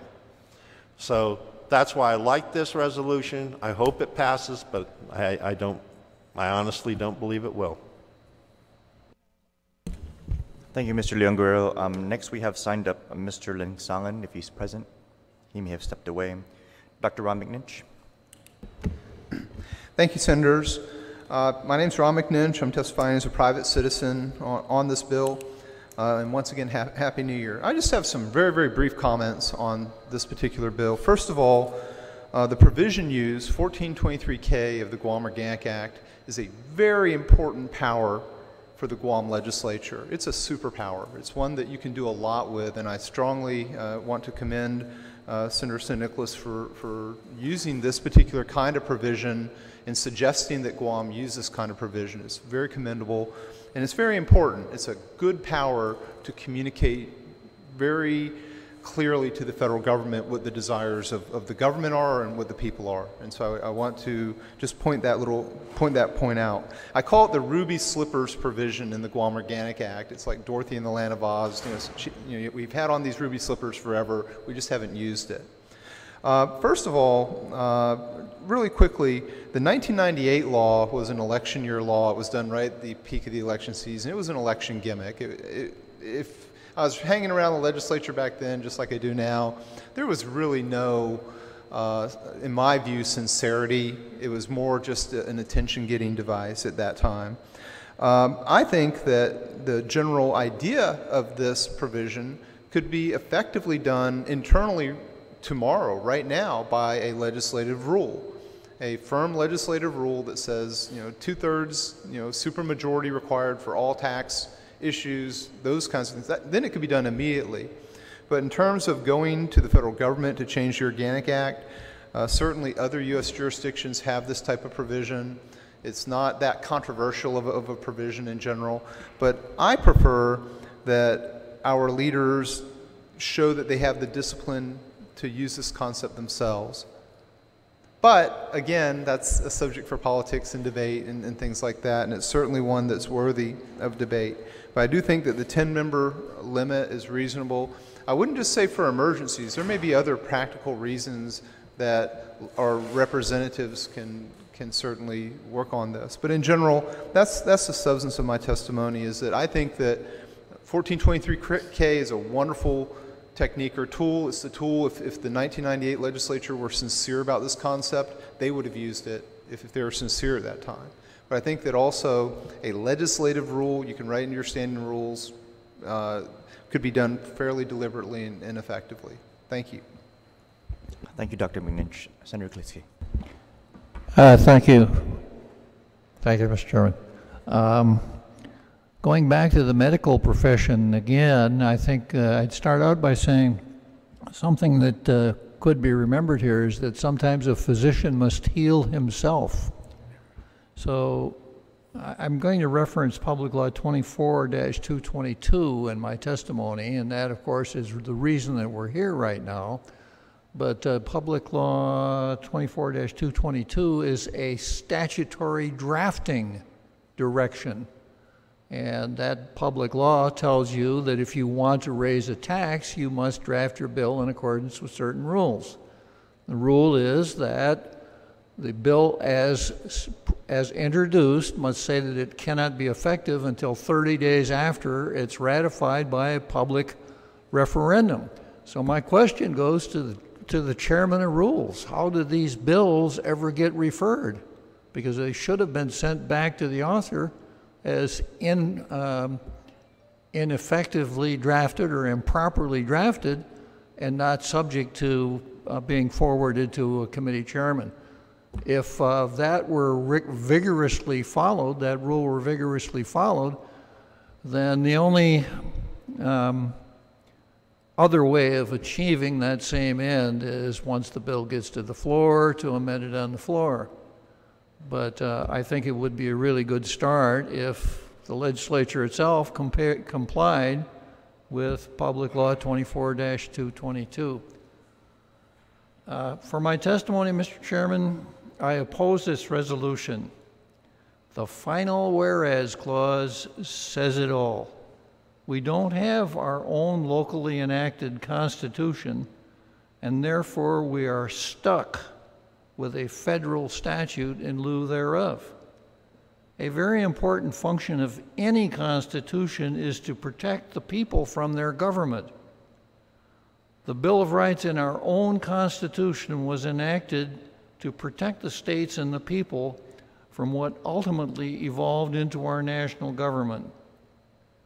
The very first sentence of the very first of the military, as you were the very first sentence of the very first of the Bill of Rights reads, Congress shall make no law respecting an establishment of religion, etc. So you go back to the formative period of the Republic, the fear was the government, the central government, and the states wanted to protect themselves from that. Going on, locally, one need look no further back than November 21, 2014 to see how badly we need protection from our own government. That was the day that Acting Governor Ray Tenorio and the WANPAT 10 in less than 24 hours gave themselves huge retroactive raises without notice, public hearing, or certificate of emergency. This measure was so egregious that the same legislature that conducted the ripoff statutorily prohibited it henceforth. But of course, that statute, like Public Law 24-222, can be repealed or worked around. The operative principle is that the legislature cannot tie itself in a knot so tight that it can't untie it. Only a constitution can bind the legislature to a salutary principle. This resolution would memorialize Congress to enact a measure that would protect us from ourselves. Unfortunately, this would be a step backward with respect to self-government. A local constitution is the last step in the completion of Guam's complete home rule, our own constitution. We've had the ability to enact a constitution ever since, but lacked the political will to do so. I have submitted herewith a copy of Bill 259 from the 28th Guam Legislature. The enactment of a bill similar to 259 would give us the last full measure of home rule and obviate the necessity of our having to petition the Congress every time we want to add a protection such as the one sought in this resolution. A bill like 259 would convert the Organic Act into a local constitution with a mechanism to carefully and deliberately amend that constitution locally. If we are to petition the Congress, let's go for a long-term fix rather than to continue to pursue piecemeal remedies in derogation of our own self-government. And I've actually included a copy of 259 for those of you who suffer from insomnia. Thank you very much, Mr. Chairman. Thank you, Senator Klitsky. Actually, it's bills like 259 that keep me up at night. Mr. Kim Paris, whenever you're ready, sir. Thank you, Mr. Chairman. Honorable Chairman, Senator Michaelson Nicolas, Honorable Senators, Abiminat 34 na legislatura ng Guam. I come before you to express my opposition to Resolution number 311-34, relative to requesting Congress to amend Guam's Organic Act to make it a federal law that proposals to increase Guam taxes be placed before the electorate during a general election, particularly because Guam law already mandates such a referendum. I'm opposed to any effort to amend the Organic Act if it reflects on the inability or the recalcitrance of elected leaders to resolve issues related to the management of the local government or adherence to local statutes. I believe Resolution 311 was introduced because of escalating controversies over recent efforts by the governor to increase the business privilege tax to build capacity for a dedicated debt service source as security for a multi-million-dollar bond issue for capital improvements and major cash infusion for GMH. The governor urges the legislature to utilize the infamous language, notwithstanding any other provision of law, language designed primarily to circumvent existing statutes. The administration prays that GMH's existing conditions and its financial needs will be considered so dire and with insurmountable straits that they far outweigh the statutory provisions and the rationale of Public Law 222-24, requiring voter ratification. Painting pictures of gloom and doom parking a graffitied hearse in front of the Legislative Hall, and conjuring up visions of life and death situations in an effort to coerce members of the legislature to affirmative action can only be considered childish by those watching here on Guam, in Washington, D.C., and elsewhere. I apologize for perhaps alluding to the idea that my opposition to Resolution 311 rests on the single issue of raising the business privilege tax to benefit GMH. My opposition to any effort to amend the Organic Act rests on the message it sends to Congress and other federal officials that the elected officials of Guam are not politically mature enough to manage and handle Guam's financial affairs. I believe that the Organic Act itself and subsequent amendments to that document piecemeals, undermines, and weakens fundamental principles of the right of the people, of Guam's people, to determine for themselves Guam's ultimate political relationship with the United States. Avid leaders of this island, including the likes of Francisco B. Leon Guerrero, Baltasar J. Berdallo, Carlos B. Taitano, Edward T. Calvo, Cynthia Torres, and Agueda Johnston, promoted, maintained, and argued that Guam's indigenous people are mature and fully capable of efficiently and effectively discussing, managing, and administering their island government.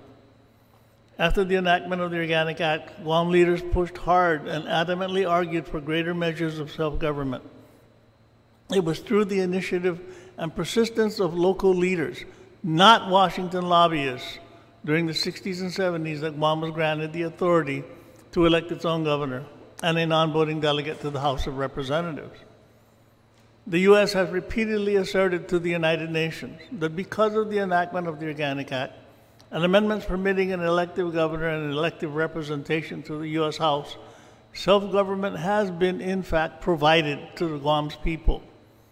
Those who truly believe that Guam's people are politically mature and fully capable of managing Guam's affairs continue to pursue greater autonomy in island affairs, free of the yoke of an Organic Act which federalizes and controls from 10,000 miles away and which the people of Guam really had and have no input. Governor Ricky Berdallo and Rev Tax Director David Santos in 1984 argued and managed to secure the authority to delink from the Internal Revenue Code through the establishment of Guam's own tax code. The Department of the Treasury and Internal Revenue Service in those discussions concluded that Guam was mature enough and capable of developing, managing, and enforcing its own tax code.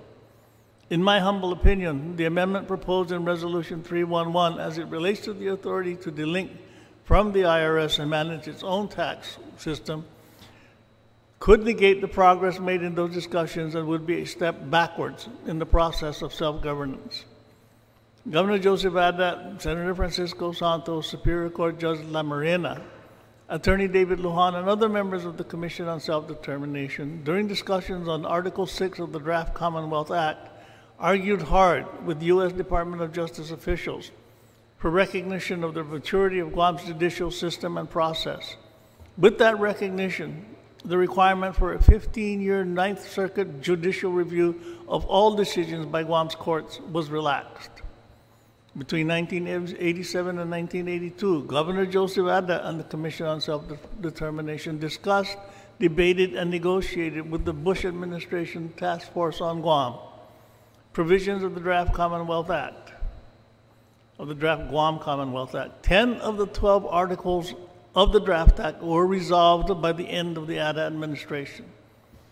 Discussions and negotiations continued under the Guterres administration and were very close to reaching agreement with the Honorable Ambassador Michael Heyman, lead representative of the White House on the issue of Guam's political status. Only 2 provisions still remain unresolved: mutual consent and the tomorrow-only vote. As one who staffed sessions between BATFOG and Guam's commission, I can vouch that the primary basis and foundation of Guam's presentations and arguments was the political maturity and ability of Guam, its people, and its leaders to manage all of its business of government effectively and efficiently without interference or oversight by Big Brother. Because of the ongoing controversy over the GMH issue, those on Guam and on the shores of the Potomac who do not want Guam to attain self-governance can point out the inability of the 16 individuals elected to administer and manage Guam affairs as evidence of political immaturity. In my opinion, asking to amend the Organic Act in any manner which reflects on the ability of our elected leaders to resolve issues screams political immaturity. Resolution 311 could be the speed bump which derails the progress made over many years and the continuing strengthening of the confidence that federal officials have in Guam's political maturity and ability and capacity to administer, manage the business of the island's government. At this juncture in our quest for self-government, whether it be in the form of full inclusion through statehood as an independent nation or in free association with the United States, I think we should do nothing to detract from or lessen confidence in Guam's ability or desire to govern itself, or make the quest towards full self-government even more difficult by asking Big Brother to amend the Organic Act because we can't help ourselves, nor can we talk with each other with civility. Thank you for permitting me this time to express my concerns and opinion on a matter of great importance to the future and success of discussion with the federal government over political status options. And in closing, Senators, we elected you guys because we trusted you. And we have confidence in your abilities to manage this government. I still think that the best rulers or the best arbitrators for Guam business is the people of Guam. I've been to Washington, D.C. many times back and forth.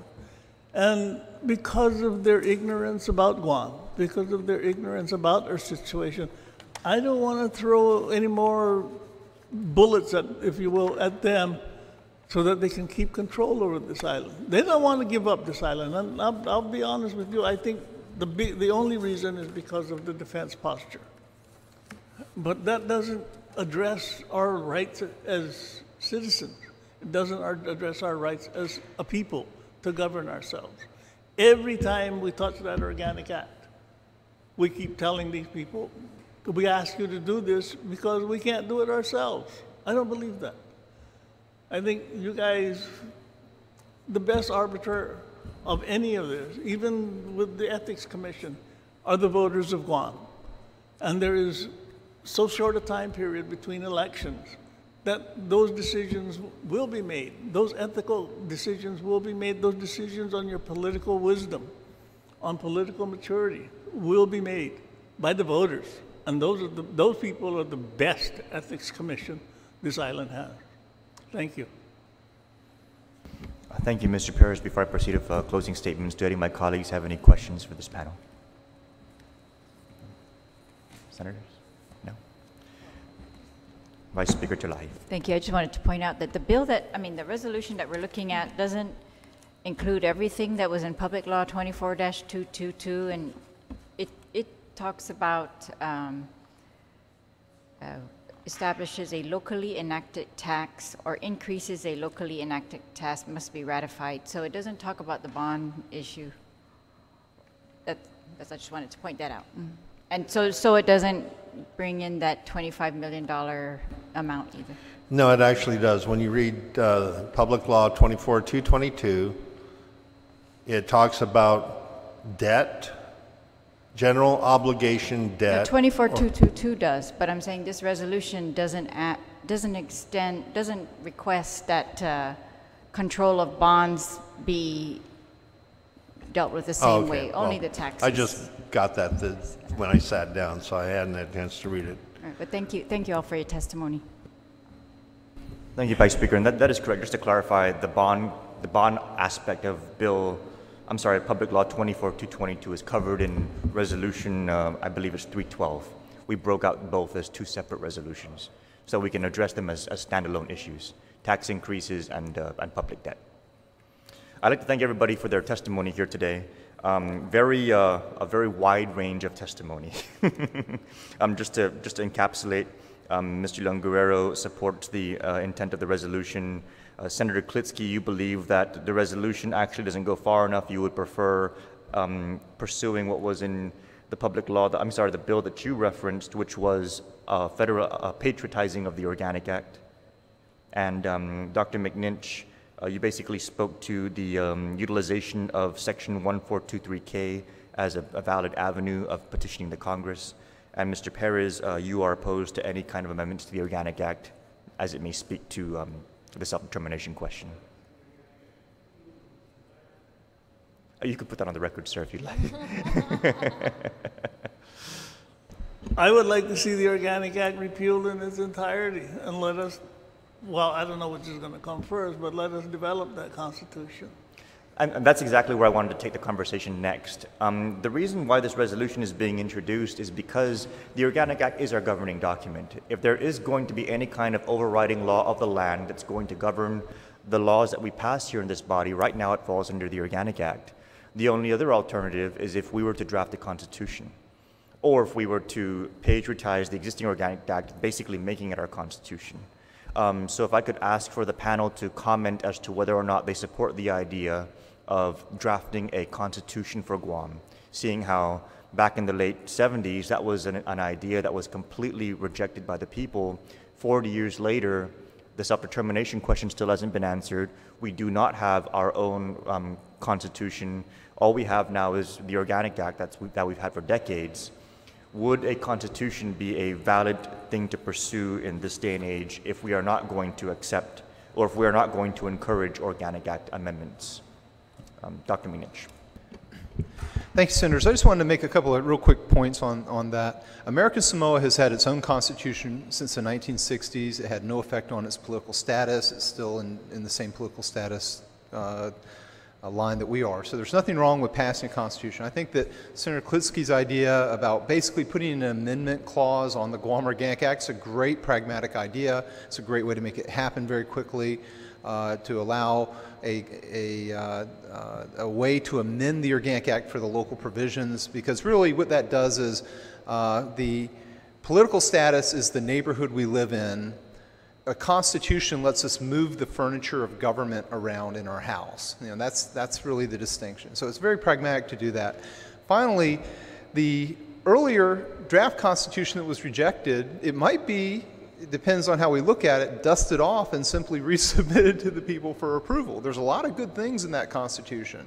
And so that's my little few opinions I have on the Constitution effort. I think that basically a Constitution says exactly what these gentlemen said, is it's a signature of political maturity for our government to have its own ability to move its governmental furniture around. Really, that's what it is. Thank you. Mr. Paris, Kim Paris. Most of the people that moved to kill the Constitution are now in government. One of them is the Speaker, and the other one is the President of the university. I don't think they'll come out in opposition to forming a new constitutional convention and developing a new constitution. More to our liking and giving more autonomy to the local government. I really don't like feds coming into my house to tell me how to handle my house. Thank you. Thank you, Mr. Perez. Senator Klitsky. The idea of patriating the Organic Act is one I think that bears serious consideration. It's exactly what Canada did. Canada had an Organic Act up until relatively recently in its history, so that Canada, although it was a completely independent country, if they wanted to amend what amounted to their constitution, they had to petition the British Parliament to do it until the Organic Act was patriated, their Organic Act. So if something like what I have suggested here became the law, if Congress passed it, then the Organic Act becomes our Constitution, and we could amend it with the way I've drafted it, 2 successive legislatures and a referendum could pass amendments to the Organic Act. Constitution is very important because, among other things, it does protect people from themselves. Sometimes the heat of the moment would cause governments to veer off in a direction that perhaps is not wise. So a deliberate approach perhaps is a way to go about getting from where we are to where we want to be in a relatively orderly fashion so that we don't have to petition Congress to elect a school board, or to change one word in the Organic Act, to change from local application to proper application, if Therese knows what I'm talking about. That's what reopened the door for our divorce bill, but that's another question.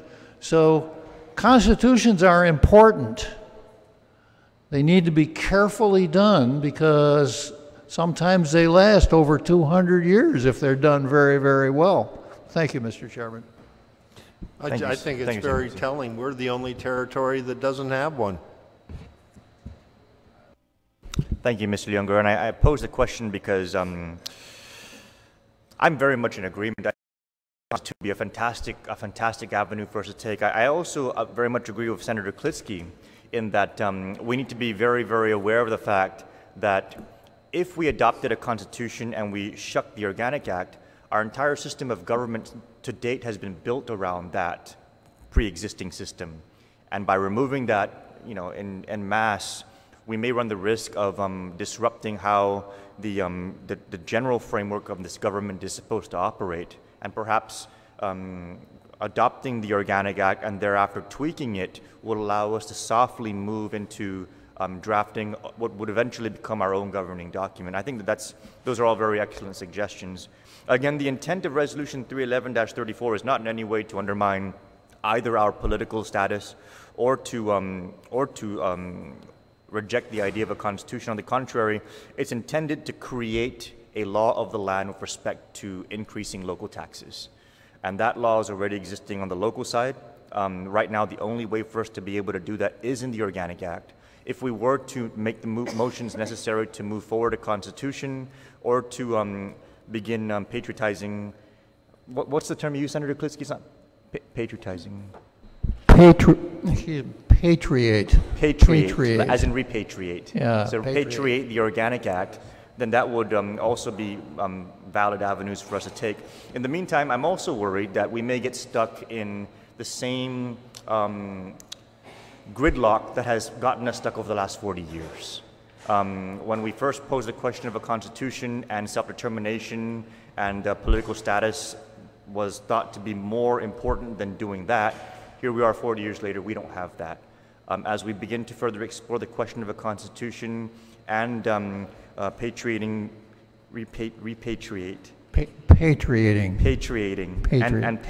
an Organic Act, I'm totally open to those conversations, but at the same time, I don't want us to get deadlocked and then these do not become potential laws of the land either. So I very much appreciate the testimony. I think that this is a very good opening discussion for our community to be able to wrap their heads around. And I think that this is also a very good lead discussion for members of this body to begin thinking about different big picture issues that we can begin moving forward, such as the Organic Act questions and the Constitution questions. So that being said, I'd like to conclude the hearing on Resolution 311. I know we've been joined, ma'am. Do you have any testimony to provide, or?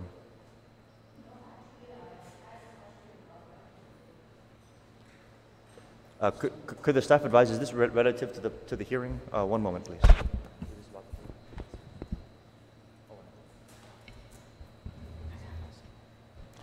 Ma'am, an advisement from the staff, you're here for a different bill than what's being heard here today. It's 205-34 core. Okay. There's from line 10 to 16. I don't understand what it's saying. What? Okay, ma'am, yes, the staff will assist you on Bill 205. You know what, the acoustics in here is very terrible. You know what, you could probably fix it by having acoustics up there too.